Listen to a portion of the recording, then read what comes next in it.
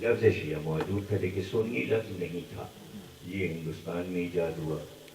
سنی تو کوئی لفظ ہی نہیں ہے، اہل سنت لفظ ہے اور وہ تھا نہیں. بریلوی ہو ہی نہیں سکتا ہے، اس لیے کہ بریلی شہر ہے یو پی کا، ہندوستان کا، جہاں یہ مدرسہ تھا. دیوبند سہارنپور میں ہے، یو پی میں ہے. تو دیوبندی بھی عرب میں نہیں ہو سکتا، وہابی بھی عرب میں نہیں ہو سکتا. تو جتنے بھی فرقوں کے نام اس وقت رائج ہیں، نہ وہ قرآن میں ہیں، نہ وہ حدیث میں ہیں، نہ وہ عرب میں تھے، نہ وہ تاریخ میں ہیں. کیا بات ہے قبلہ، ماشاء ہم اللہ. اپنی حقانیت منواتے ہیں. ہم قرآن میں بھی ہیں، حدیث میں بھی ہیں، تاریخ میں بھی ہیں، عرب میں بھی تھے، عراق میں بھی تھے، ایران میں بھی تھے، لیکن ہماری کوئی نہیں سن رہا. صلوات پڑھیے. اللہم صلی علی محمد و آل محمد. تو شیعہ ہونا کوئی احساس کمتری کی بات نہیں ہے، اس لیے کہ شیعہ لفظ جو ہے وہ بہت خوبصورت لفظ ہے. اور میں پھر ایک بات حروف کے جو راز ہیں ان میں کی ایک بات بتا دیں آپ کو کہ شین جس لفظ میں آ جائے وہ لفظ میٹھا ہو جائے. نعرہ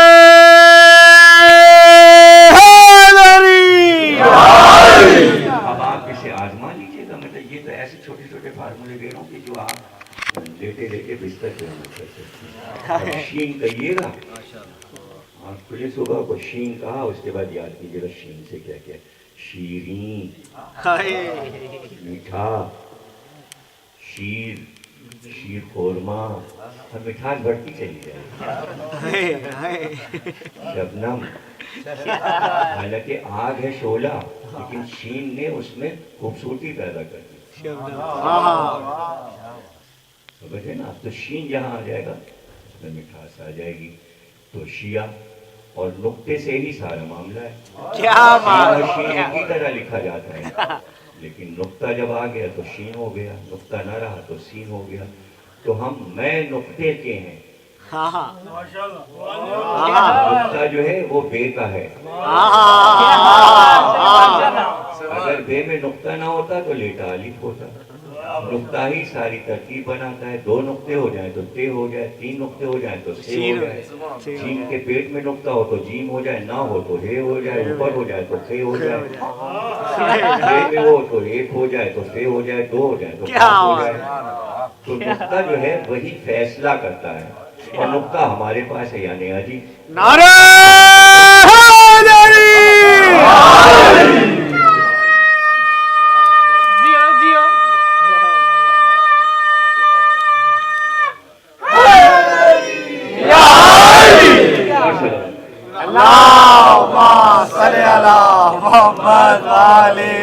امام نے کہا گرم کپڑے رکھ لو. تو اس میں ایک شیعہ تھا اور ایک مسلمان تھا.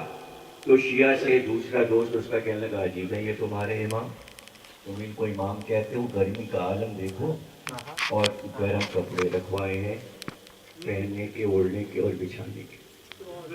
تم انہیں امام کہتے ہو. وہ چپ ہو گیا. اس نے کہا دیکھو ہمارے امام جو بھی کریں وہ اللہ کی طرف سے ہوتا ہے. اس نے کہا یہ تو سامنے کی بات ہے، اگر اللہ کی طرف سے تو یہ کیسے ہے کہ بھئی گرمی میں کپڑے رکھ لیے. اس کے بعد وہ آگے چلا اور باتیں ہونے لگی. نہیں تمہارے ائمہ کی حدیثیں بھی عجیب عجیب ہیں جو ہماری سمجھ میں نہیں آتی. تو شیعہ علی نے کہا کیا نہیں سمجھ میں آتا؟ کہنا ہے تمہارے امام نے اپنی ایک تقریر میں یہ کہا کہ روئے زمین پر کوئی جگہ ایسی نہیں ہے جہاں قبر نہ ہو.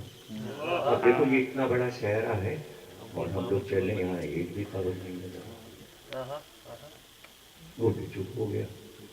تھوڑی دیر کے بعد اعلان ہوا کہ قافلہ ٹھہرے گا، رات آ رہی ہے اور رات میں قافلہ ٹھہرے گا، صبح پھر چلیں گے. رات آ گئی، خیمے لگ گئے اور قافلہ رک گیا. امام بھی قافلے میں آ گئے، متوکل کے سپاہی اور وزراء بھی سب آ گئے خیمے میں. اور ایک دم گھٹا چھائی اور بارش شروع ہوئی. جیسے لندن میں دھوپ نکلی اور ایک دم سے بادل آتے ہیں. یہ سین تو آپ روز ہی دیکھتے ہیں. ماشاء اللہ. سامنے کے راستے میں وہاں بھی ایسا ہوتا ہے. ایران عراق کی سڑک پہ کہ کبھی بادل آئے، بارش ہو گئی تو کالے کالے بادل آئے اور بارش ایسی کہ جھما جھم کے صحرا میں سیلاب سا آ گیا. اب سارے تھوڑی دیر کے بعد اولے گرنے لگے، برف کے ٹکڑے گرنے لگے. और सहरा में बर्फ ही बर्फ हो गई। अब सबके दांत बजने लगे सर्दी के मारे, इसलिए के गर्मियों के कपड़े पहने। लखनऊ होता तो हम कहते कि चिकन के कुर्ते पहने थे। क्या बात भारत था, पहने तो होंगे गर्मी के कपड़े, जाहिर है सर्दी के तो नहीं पहने होंगे। तो जनाब आली इमाम ने अपने गुलाम काफूर को बुलाया, कर एक वो सब सर्दी से ठिठुर रहे होंगे, वो जल्दी से संदूकों में से कंबल निकालो, सबको एक एक कंबल लेके आओ, सबको गद्दे दो बिछाने के लिए और सबके गर्म कपड़े ले जाओ, सब में तकसीम करो कि गर्म कपड़े पहने, सर्दी बहुत हो गई। सुभान अल्लाह किबला माशाल्लाह। गर्म कपड़े जब बटने लगे तो वो सिपाही मुस्कुराया, उसने कहा तुम हमारे इमाम का मजाक उड़ा रहे थे। देखो जब इमाम घोड़े पे सवार हुए थे तो उस वक्त हवा का एक झोंका आया था, इमाम हवा की खुशबू से पहचान लेता है कि मौसम कितनी देर के बाद बदलेगा।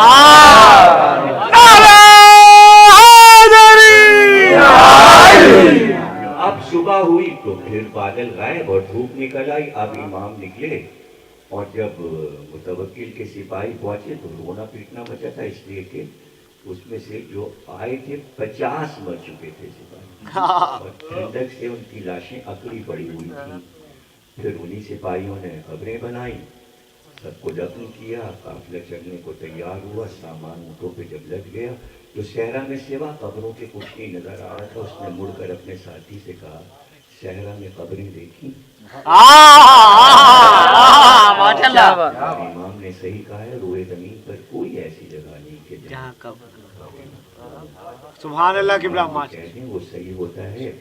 तो इस तरह हमारे इमाम रास्ते में ही, जब इमाम रिजा ईरान गए थे तो रास्ते में ही मोजिज़ा का मुजाहरा होने लगा था और लोग पहचानने लगे थे आपको।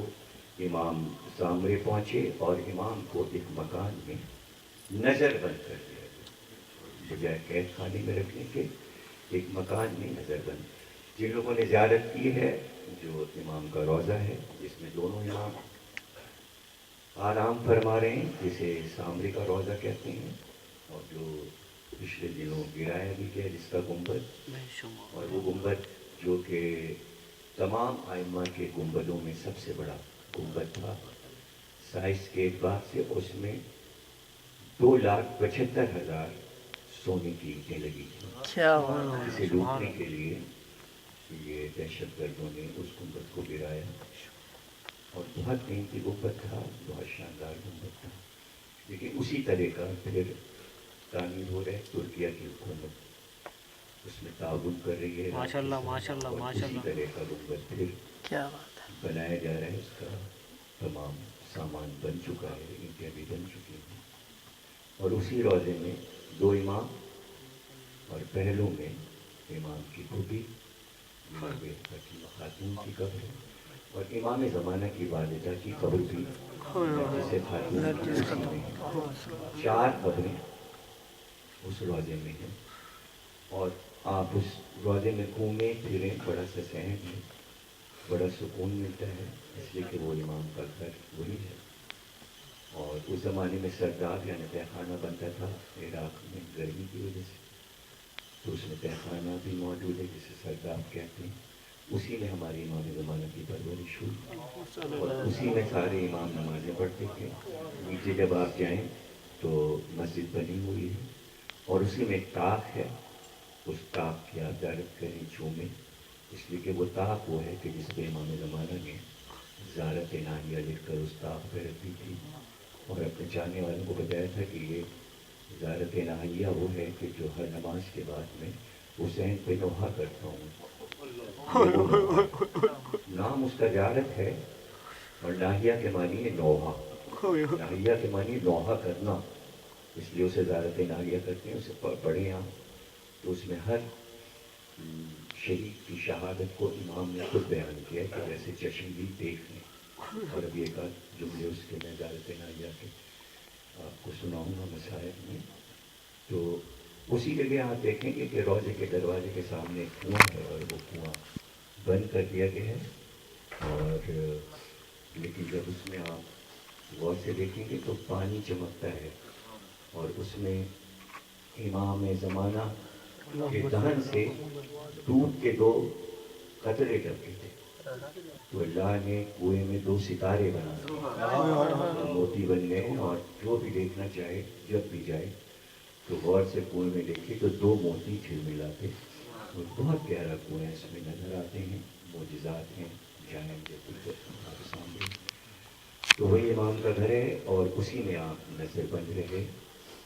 اور ظاہر ہے کہ نظر بندی تھی، باہر سپاہی تھے، لیکن جب کبھی عباسی بادشاہوں کو ضرورت پڑتی تو اسی دروازے پہ آیا کرتے، اور کبھی کبھی دربار میں کہتے کہ تشریف لائیے، کچھ مسائل آپ سے پوچھیں، اور امام جاتے تھے، ہدایت کرتے تھے ان کی منزل پر. اسی زمانے میں